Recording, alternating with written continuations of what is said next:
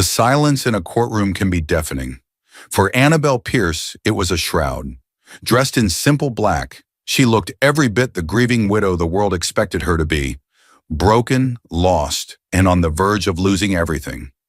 Across the room, the mistress, Genevieve Dubois, wept delicate tears into a silk handkerchief, her performance so convincing it had swayed the entire court. The judge was ready to rule, to strip Annabelle of her home, her memories, and her husband's legacy based on a mountain of lies. They thought Annabelle's silence was weakness. They thought she was defeated. They were wrong. Her silence wasn't an absence of words. It was the calm before a storm she was about to unleash with the press of a single button. The air in courtroom 4B of the San Mateo County Superior Court was thick with a cloying mixture of old wood polish, stale coffee, and manufactured sympathy. It was a sterile, unforgiving space, and for Annabelle Pierce, it felt like the final chamber of a life that was being methodically dismantled. 48 years old, with threads of silver just beginning to trace through her dark auburn hair, she sat with a posture so rigid it seemed a strong gust of wind might shatter her. Her hands were clasped in her lap, her knuckles white, her gaze fixed on a small, imperceptible scratch on the surface of the defense table. For the past 3 hours, she had listened to a narrative that painted her 22-year marriage to Robert Pierce as a hollow sham, a business arrangement that had long since expired. The architect of this fiction was Genevieve Dubois, a woman half her age with doe eyes that now brimmed with expertly timed tears.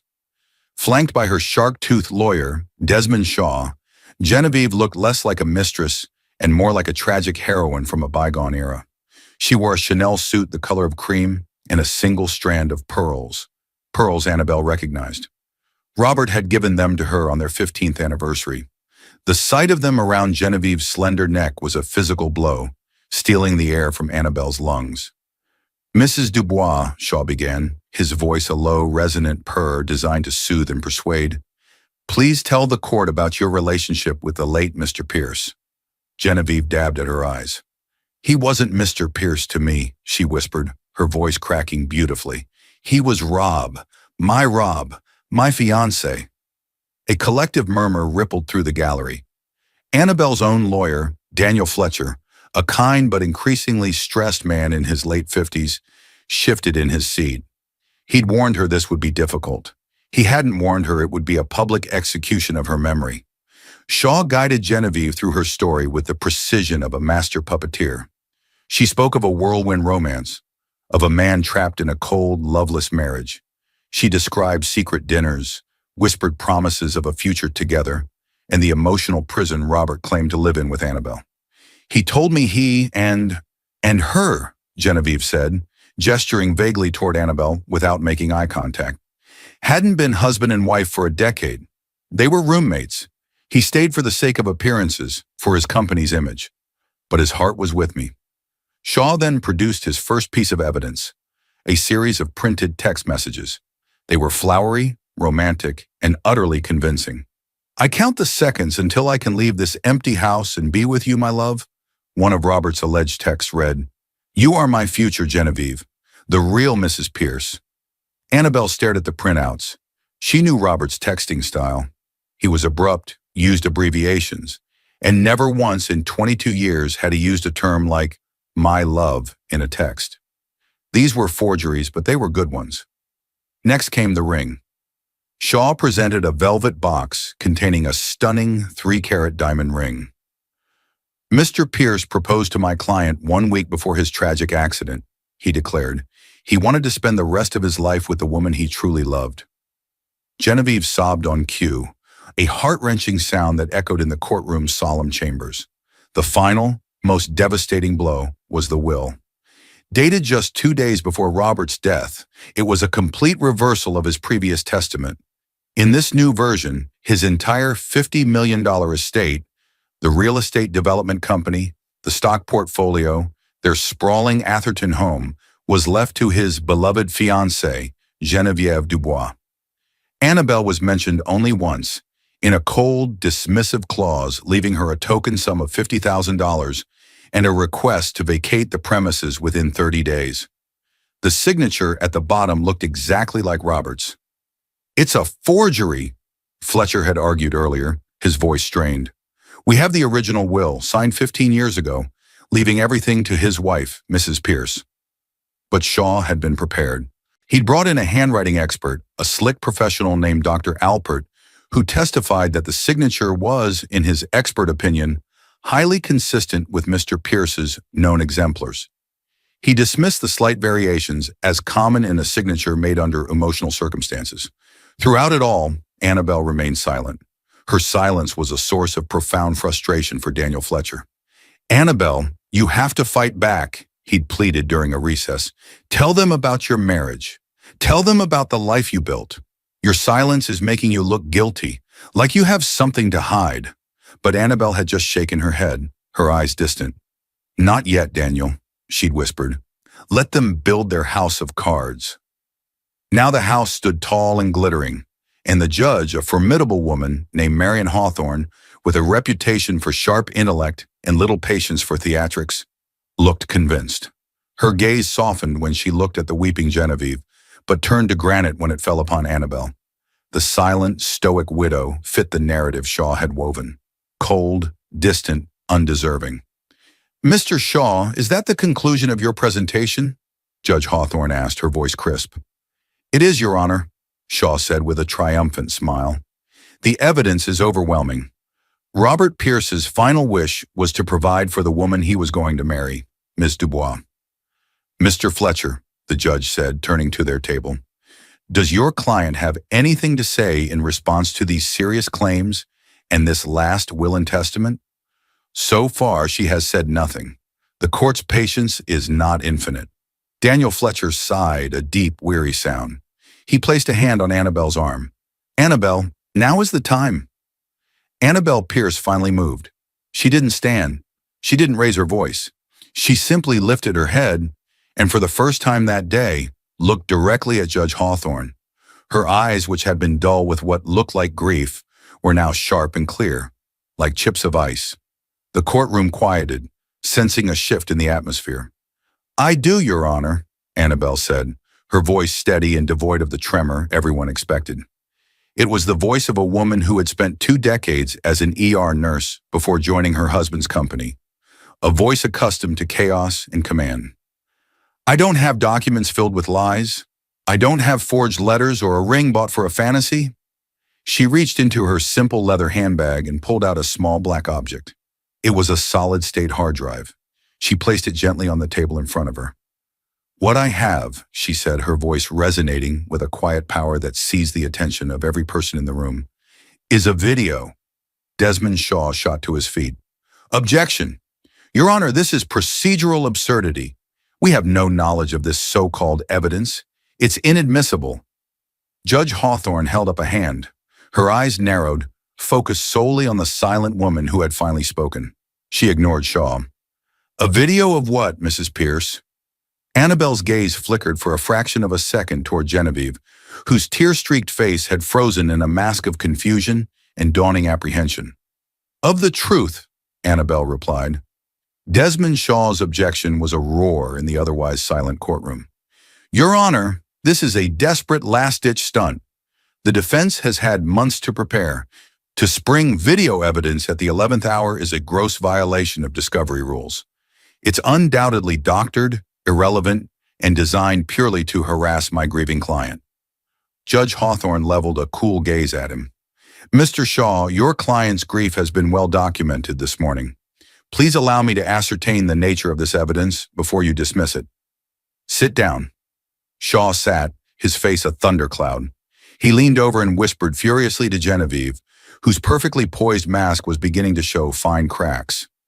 Daniel Fletcher, on the other hand, looked as surprised as anyone. Annabelle had only told him to trust her, that she would provide what was needed when the time was right. He had assumed it would be a document, a witness, perhaps a discrepancy in the timeline he had missed. Not this. He rose cautiously. Your Honor, Fletcher said, finding his footing, while the existence of this specific format was unknown to me until this moment, my client, Mrs. Pierce, assures me it is directly relevant to the claims made today, specifically regarding the nature of Mr. Pierce's relationship with Miss Dubois and the validity of the purported will.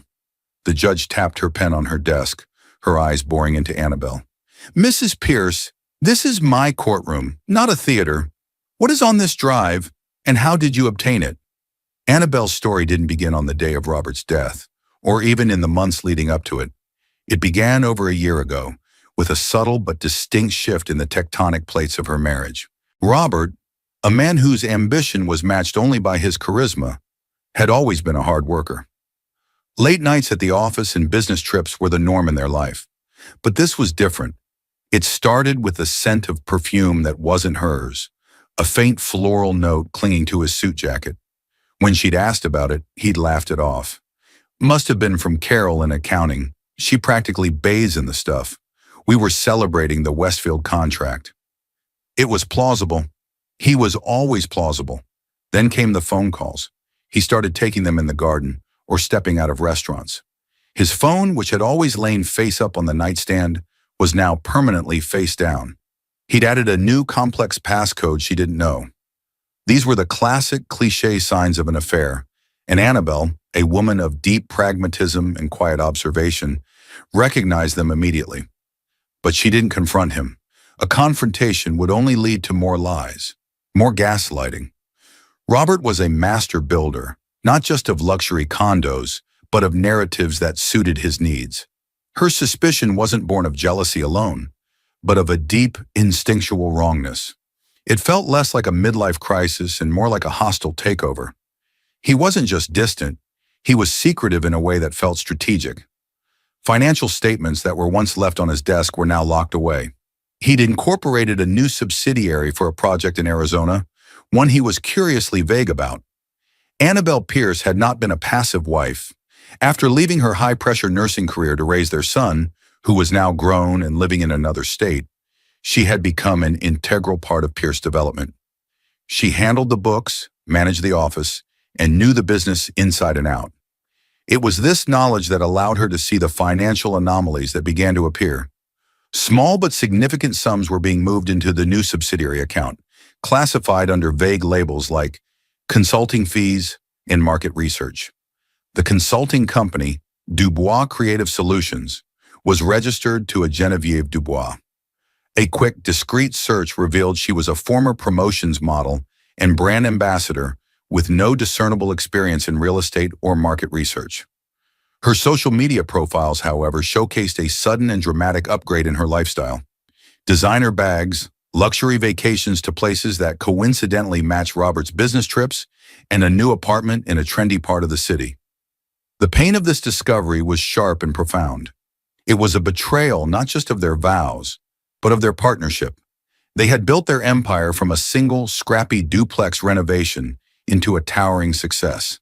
That she was being replaced by this cliché, and that Robert was using their shared wealth to fund it, hardened something within her. Her grief began then, a slow-burning ember of sorrow and anger. She knew she couldn't rely on emotional appeals. She needed facts, cold, hard, undeniable proof. She remembered a conversation with her nephew, Leo, a tech wizard who worked in cybersecurity. He was always talking about home security systems, smart devices, and the vulnerabilities of a connected world. On the pretense of wanting to upgrade their home security after a neighborhood break-in, she invited him over. "I want something discreet, Aunt Anna," he'd said. "Not those big, ugly domes. You want something that sees everything but isn't seen." "Exactly," Annabelle had replied, her heart pounding. Leo had installed a state-of-the-art system. It included several tiny, high-definition cameras, no bigger than a shirt button. One was disguised as a book on the shelf in Robert's home office. Another was a USB charger plugged into the wall in their living room. A third was a small magnetic device she could place in Robert's car. They were all linked to a secure, encrypted cloud server accessible only by her. At the time, she thought she was merely gathering evidence for a divorce attorney. She wanted to protect herself, to ensure that the life she had helped build wasn't simply handed to a younger, prettier replacement. She never imagined she would be gathering evidence for a probate hearing that bordered on a homicide investigation. Back in the courtroom, Annabelle answered the judge's question. "The contents of this drive were recorded in my own home and my own vehicle over the past year, Your Honor." she said calmly. I had them installed as part of a security upgrade. I believe the footage will clarify Mr. Pierce's true feelings and intentions before his death. The judge's expression was unreadable. You're telling me you placed your husband under surveillance? I'm telling you, Annabelle corrected gently, that I protected my home. The recordings will speak for themselves. Judge Hawthorne considered this for a long moment. The legality was borderline, but recordings made by a spouse within the marital home often held up. And the possibility of perjury, of a massive fraud being perpetrated on her court, was a powerful motivator. Very well, the judge declared, her voice ringing with authority. The court will take a 30-minute recess. In that time, the bailiff will arrange for a monitor and speakers. Mr. Fletcher, Mr. Shaw, you will join me in my chambers to review this video in private first. If I deem it relevant and admissible, we will play it for the court. She banged her gavel, the sound cracking like a gunshot. As the judge swept from the room, Annabelle's eyes met Genevieve's across the aisle. The younger woman's face was no longer a picture of sorrow. It was pale, tight, and for the first time filled with pure, undiluted fear. The judge's chambers were an oasis of calm compared to the tense courtroom. Books lined the walls and a large oak desk dominated the space. Judge Hawthorne sat behind it, flanked by Fletcher and a simmering Desmond Shaw. A large monitor had been set up on a side table. The bailiff, a burly man named Peterson, inserted the drive Annabelle had provided into a laptop and connected it to the screen. Let's see what you have, Mrs. Pierce, the judge said, her tone leaving no room for argument. Annabelle, who had been asked to join them, simply nodded and used the mouse to click on the first video file. The screen flickered to life. The image was crisp and clear, showing a wide shot of Robert Pierce's luxurious home office. Bookshelves, architectural awards, a sprawling desk. Robert himself was in the frame, sitting behind the desk, talking on his phone via speaker. He was laughing. The date and timestamp in the corner read 6 months prior. No, Walter, you're not getting it, Robert said, chuckling. He was talking to Walter Schmidt, his longtime business partner. She's not a long-term plan. She's a distraction. A very, very expensive distraction. I'll grant you that. In the small chamber, Desmond Shaw stiffened. Genevieve, who was not present, had painted a picture of an epic love story. This was not that. On screen, Robert leaned back in his leather chair, swirling a glass of scotch. She's got these grand ideas. Thinks she's going to be the next Mrs. Pierce. She's even talking about redecorating the house. He let out a short, derisive laugh. Honestly, her taste is atrocious. All white and gold. Like a dictator's palace. Daniel Fletcher shot a quick glance at Annabelle. Her face was a marble mask, betraying nothing, but he could imagine the sting of hearing this casual cruelty, this confirmation of her husband's double life. She's a little gullible, Robert continued into the phone, and she believes everything I tell her. It's flattering in a way. But leave Annabelle. Are you insane? Annabelle runs the books. Annabelle knows where all the bodies are buried, metaphorically speaking. This company, this life, it's as much hers as it is mine. I'd be a fool to walk away from that. This thing with Genevieve is just fun. It'll run its course. Judge Hawthorne watched the screen, her expression unreadable, but her focus absolute. Shaw, however, was already formulating his counterattack. Stop the video, Shaw demanded.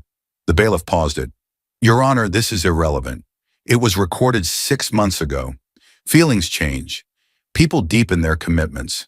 This proves nothing about Robert's state of mind in the week before his death.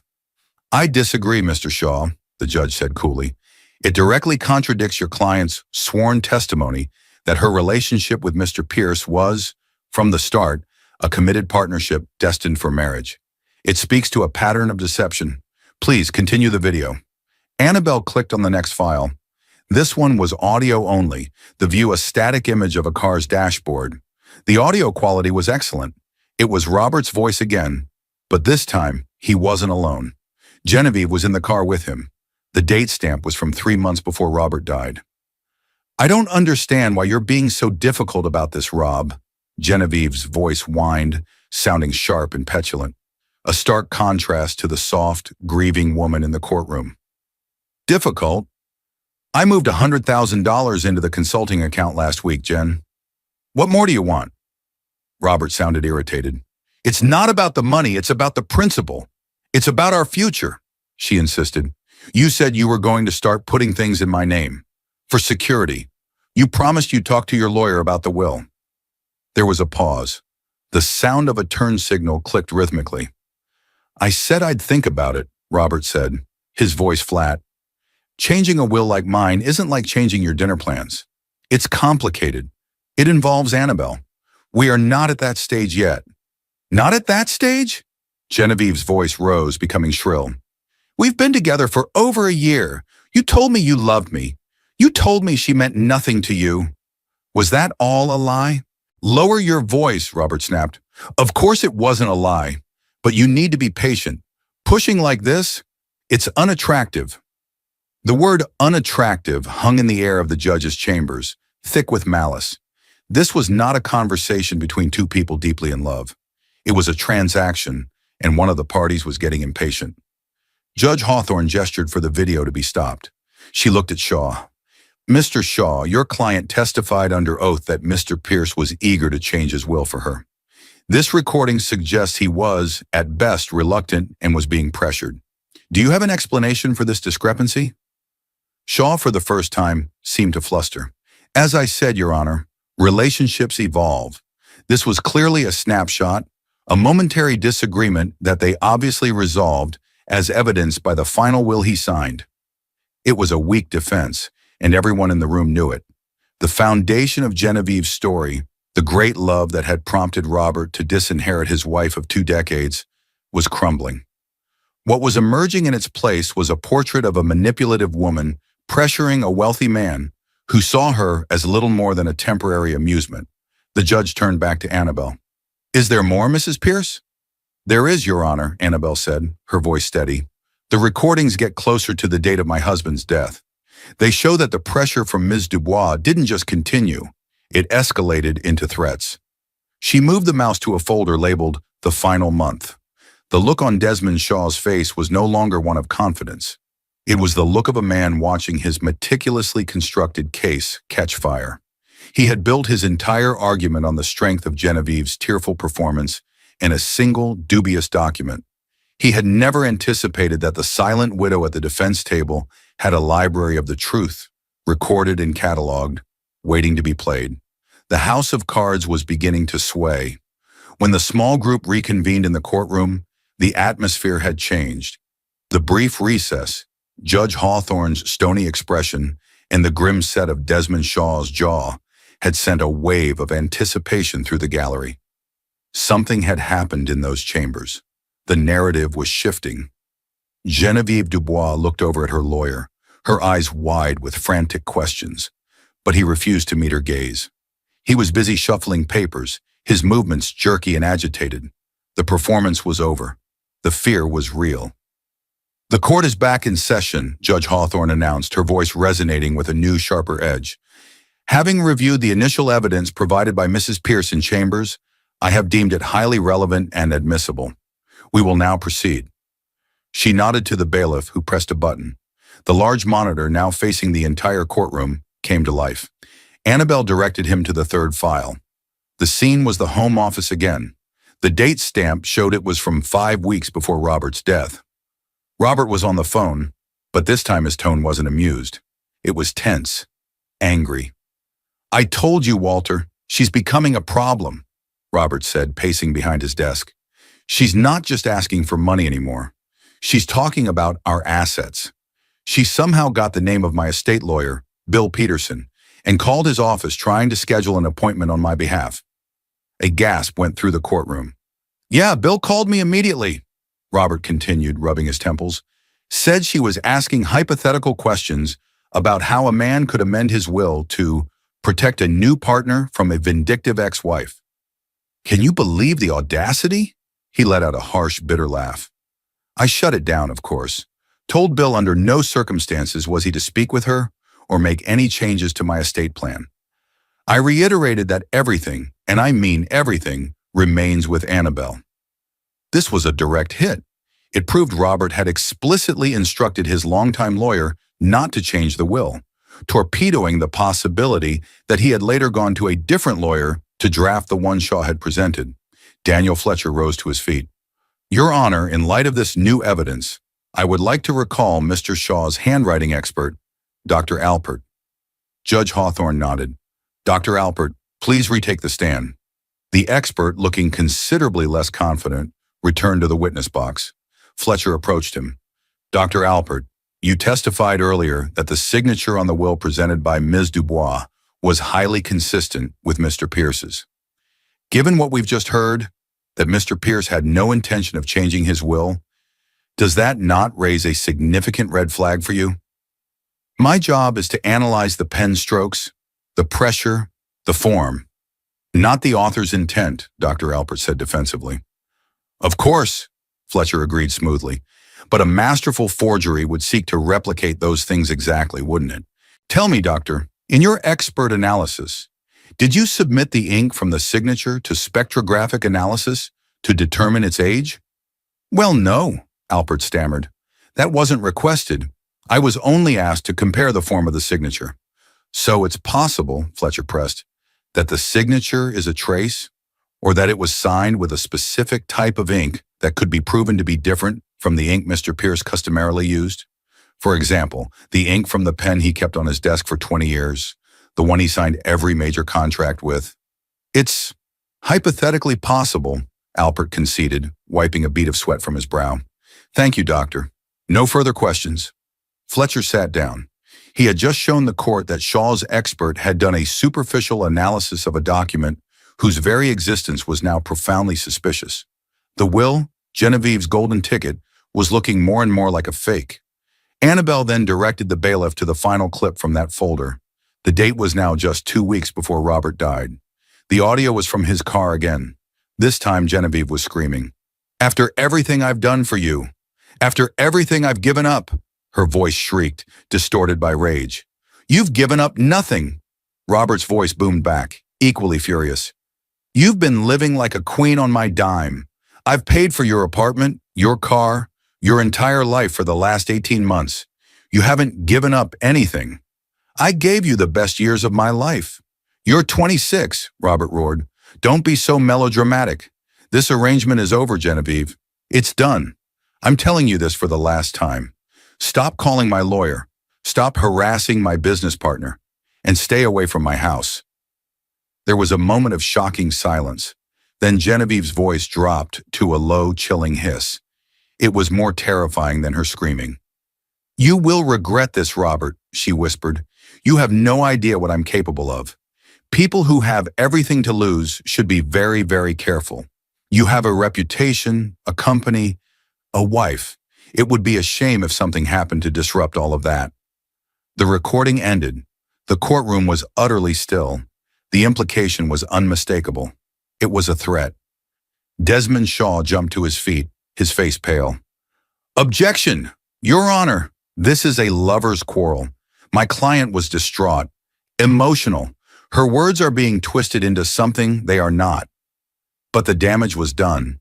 The image of the soft, weeping victim had been irrevocably shattered. In her place was a demanding, manipulative woman who, when faced with the end of her luxurious lifestyle, had resorted to threats. Genevieve Dubois was no longer looking at Annabelle. Her eyes were locked on the monitor, her knuckles white as she gripped the table. The screen was no longer just showing images of the past. It was showing her lies, her rage, her true self. Judge Hawthorne looked down from her bench, her face a mask of grim fury. She had been played. The lies told in her courtroom were not just misleading. They were a calculated, malicious attempt to defraud an innocent woman and subvert the law. Mr. Shaw, the judge said, her voice dangerously quiet, I suggest you advise your client to remain silent. Mrs. Pierce, you indicated you had one final recording, one from the night your husband died. Annabelle Pierce took a deep, steadying breath. She had saved the worst for last. This wasn't just about exposing a fraud anymore. It was about revealing a crime. Yes, Your Honor, Annabelle said, her voice clear and strong. I do. The tension in courtroom 4B had become a living entity. It pressed down on everyone, thick and suffocating. The bailiff stood a little straighter. The court reporter's fingers hovered over her keys. Genevieve Dubois seemed to have shrunk in her expensive suit, her face ashen. Desmond Shaw had stopped objecting. He now stood beside his client, a hand on her shoulder, looking less like a lawyer and more like a man bracing for a car crash. "Bailiff, play the final file," Judge Hawthorne commanded. Annabelle's gaze was fixed on the screen, but her mind was back in that terrible night. Robert had been pronounced dead at the scene. The official cause was a tragic accident. The paramedics had told her it looked like he'd tripped at the top of the grand staircase in their foyer and fallen, striking his head on the marble floor. There was a gash on the back of his head. It all seemed plausible. He'd been drinking. He'd been stressed. Accidents happen. But Annabelle, with her nurse's training, had seen things that didn't add up. The position of his body was wrong for a simple fall. The amount of blood seemed inconsistent with the wound. And on the bar cart in the living room, near the top of the stairs, she had noticed that the heavy crystal Scotch decanter, his favorite, was slightly out of place. There was a tiny dark smudge near its base she hadn't been able to identify. The police, eager to close the case on a wealthy man's accidental death, had missed it. Or perhaps they hadn't looked. The day after the funeral, numb with a complex grief that mixed sorrow for the man she had loved with anger at his betrayal, she had forced herself to check the footage from the living room camera. She didn't know what she was looking for. An explanation, perhaps. Closure. What she found was a horror. The video that now played on the courtroom monitor was from the camera disguised as a USB charger. It offered a wide, clear view of their living room, with the top of the foyer staircase visible in the background. The timestamp confirmed it was the night of Robert's death, approximately 1 hour before the 911 call was placed. Robert was on screen, standing near the bar cart, pouring himself a drink. He looked tired and haggard. A moment later, the front door opened, and Genevieve entered.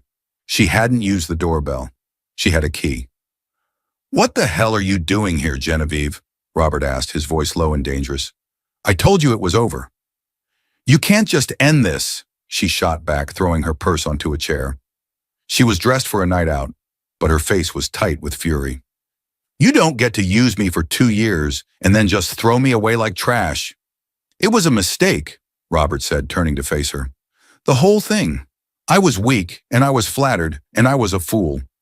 I'm going to tell Annabelle everything. I'm going to try to save my marriage." Genevieve let out a sound that was half laugh, half sob. "Save your marriage? To that museum piece? I am your life now, Robert. You promised me." "I promised you nothing," he said, his voice cold as ice. "I bought you things. There's a difference." He took a step toward her. "And it's worse than you think. I had my accountants do a deep dive on that consulting subsidiary I set up for you.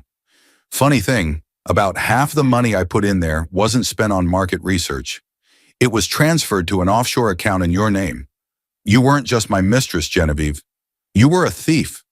The courtroom let out a collective, horrified gasp. Genevieve was not just a homewrecker.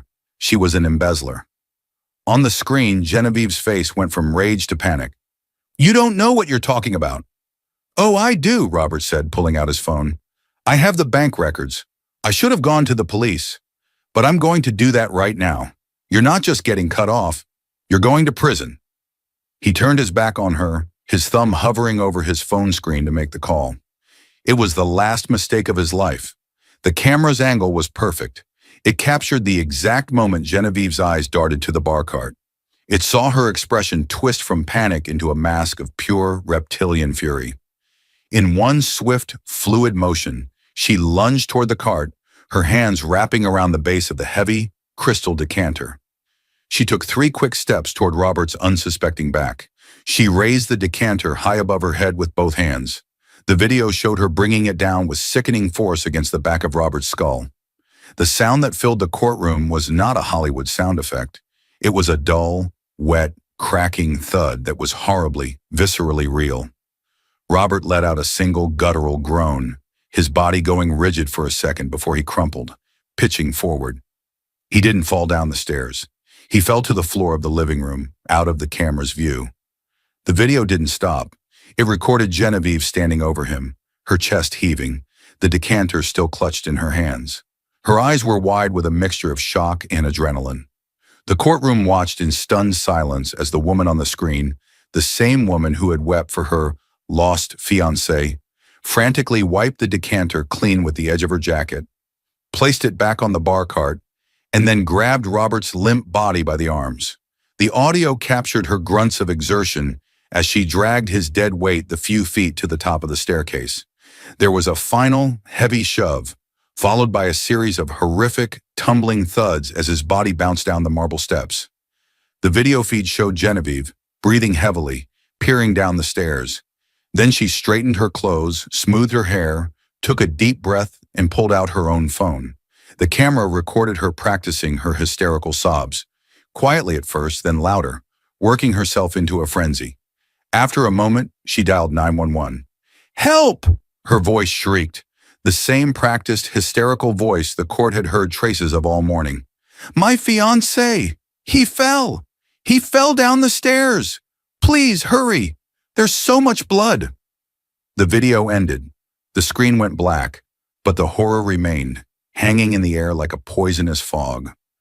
For a full 10 seconds, the courtroom was plunged into a silence so profound it felt like a vacuum. No one moved. No one breathed. The black screen was a void that had swallowed every lie, every deception, and exposed the monstrous truth beneath. The silence was shattered by a single unearthly scream. "No! It's a lie! It's fake! She faked it! A deep fake! She edited it!" It was Genevieve. She was on her feet, her face contorted into a hideous mask of terror and rage, pointing a trembling finger at Annabelle. "That witch! She hated him! She did it, and she's framing me." Desmond Shaw looked like he'd been turned to stone, his face a sickly gray color. His case, his career, had just evaporated in the face of a snuff film starring his own client. Judge Hawthorne's face was a study in controlled fury. She banged her gavel, the sound like a thunderclap in the charge room. "Order! Order in this courtroom!" Two bailiffs immediately moved toward Genevieve, who had started to claw at her own lawyer's arm, her shrieks becoming more unhinged. "Tell them, Desmond! Tell them it's not real. You have to help me." "Ms. Dubois," the judge's voice cut through the chaos, cold and sharp as a shard of glass. "You will be silent, or you will be held in contempt." She pointed her gavel at the bailiffs. "Restrain her." The bailiffs took Genevieve by the arms. Her fight seemed to drain out of her all at once, replaced by ragged, desperate sobs as she was forced back into her chair. Judge Hawthorne's gaze swept across the stunned courtroom before landing on Annabelle. The widow sat, as she had all day, poised and still, but there were now two silent tears tracing paths down her cheeks. They were not tears of weakness or of victory, but of profound, gut-wrenching sorrow for the final, ugly truth of her husband's end. "Mrs. Pierce," the judge said, her voice softer now, tinged with something that sounded like awe and apology. "You have been in possession of this evidence since your husband's death. Why did you not go to the police?" This was the question everyone was thinking. Annabelle finally rose to her feet, her movements graceful and deliberate. She addressed the judge, but her voice carried to every corner of the room. "Your Honor, when I first saw that video, my instinct was to run to the police," she began, her voice trembling slightly before steadying. "But I knew what would happen. Ms. Dubois would hire a lawyer like Mr. Shaw. They would claim it was self-defense. They would say Robert attacked her, and she fought back.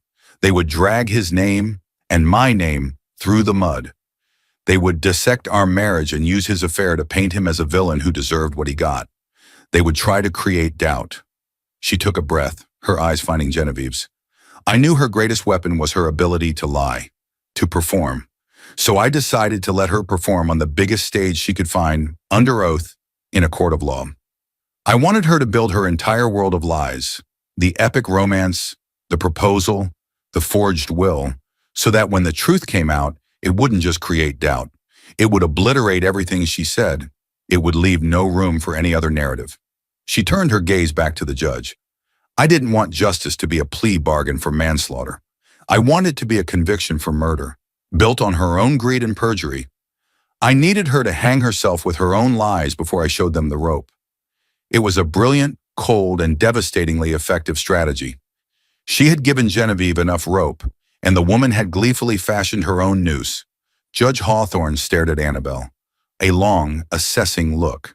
She saw not a vengeful woman, but a deeply intelligent and wounded one who had navigated an impossible situation with terrifying clarity. "I see," the judge said finally. She turned to the court clerk. "This probate hearing is hereby suspended indefinitely. The document purported to be the last will and testament of Robert Pierce is impounded as evidence in a criminal investigation. A certified copy of the video evidence presented today, along with a full transcript of these proceedings, is to be delivered to the district attorney's office immediately." She then fixed her eyes on Genevieve Dubois. "Ms. Dubois, you are remanded into custody without bail, pending charges of murder, perjury, and fraud. Mr. Shaw, I hope for your sake you had no prior knowledge of any of this." Desmond Shaw could only shake his head, looking utterly defeated. As the bailiffs pulled a now limp Genevieve to her feet to lead her away, her eyes met Annabel's one last time. There was no defiance in them, no hatred. There was only the blank, hollow look of utter ruin. She hadn't just lost a court case. She had lost her freedom, her future, her very self. She was no longer Genevieve Dubois, the glamorous fiancée. She was a killer, exposed for the entire world to see. And the silent widow was the one who had brought her down. The weeks that followed were a whirlwind of media frenzy and legal procedure. The story of the silent widow's video was sensationalized on every news channel. Pundits debated Annabel's strategy, some calling her a brilliant mastermind, others a cold, calculating vigilante. But Annabel ignored it all. She retreated into the quiet sanctuary of her home, the home she had fought for, the home that was now a crime scene filled with ghosts. Genevieve Dubois was formally charged with first-degree murder, forgery, and a litany of fraud charges related to the embezzlement. With the video as irrefutable evidence, her new court-appointed defense attorney had little to work with. They tried to float a theory of self-defense, as Annabel had predicted, but Genevieve's own performance in court and the cold, calculated nature of the murder's cover-up on the video made it an impossible sell. Walter Schmidt, Robert's business partner, testified about the embezzlement scheme, corroborating the motive. The estate lawyer, Bill Peterson, testified that Robert had explicitly told him he had no intention of changing his will. The house of cards had been so thoroughly demolished that not a single card remained. 6 months later, to avoid a trial she could not possibly win and the potential of a death penalty sentence, Genevieve Dubois accepted a plea deal. Life in prison without the possibility of parole. Her name, once whispered in gossip columns, was now a byword for greed and deadly deception. For Annabel, the legal victory was not a moment of triumph. It was the closing of a painful, brutal chapter. Justice, she discovered, was not a celebration. It was a heavy, somber thing that left echoes in its wake. She spent her days sorting through 22 years of a shared life. She found old photo albums filled with smiling images of a younger Robert, the ambitious, charming man she had fallen in love with. Long before wealth and secrets had eroded the foundation of their marriage, she found his old architectural sketches, reminders of the brilliant mind she had so admired. Her grief was complicated. She mourned the man he had been. She mourned the marriage they had lost. And she was furious at the betrayal that had nearly cost her everything. But as she packed away his clothes and cleared out his office, she found a sense of peace settling over her. She was not just Robert Pierce's widow. She was Annabel Pierce, a survivor. One sunny afternoon, her best friend Brenda Walsh came over to find Annabel in the garden, pruning her rose bushes. "How are you doing?" Brenda asked gently, handing her a glass of iced tea. "I'm all right," Annabel said, snipping a withered bloom from a stem. "Some days are harder than others. I still find myself listening for the sound of his car in the driveway." She paused, looking at the vibrant, blooming roses around her. "But the silence in the house is different now. It's not the empty silence of loss anymore. It feels clean. It feels like my own." She had reclaimed her home, her finances, and her name. Pierce Development was now under her sole control, and with Walter Schmidt's help, she was restructuring it, ensuring its legacy, their legacy, would continue. She had navigated the darkest period of her life, not with hysterics or public battles, but with quiet intelligence, unyielding strength, and a deep-seated belief in the power of the unvarnished truth. The world had seen her as a silent victim, a woman on the verge of being erased. But her silence had never been weakness. It was a shield, a strategy, a crucible in which her resolve was forged. In the end, it was the lies that had been loud, flashy, and ultimately fragile. The truth, when it was finally revealed, had needed no embellishment. It had simply and devastatingly spoken for itself. The story of Annabelle Pierce is a powerful reminder that the quietest person in the room is often the most observant. She endured unimaginable betrayal, not just from her husband, but from a system that was ready to believe a beautiful liar over a silent, grieving woman. But she turned her pain into a plan, using technology and strategy to ensure that the truth would have its day in court in the most dramatic way possible. Her story isn't just about winning a legal battle. It's about reclaiming one's life, dignity, and narrative from those who would try to steal it. If this story of resilience and ultimate justice moved you, please take a moment to hit the like button and share it with someone who might need to hear a story of strength overcoming deception.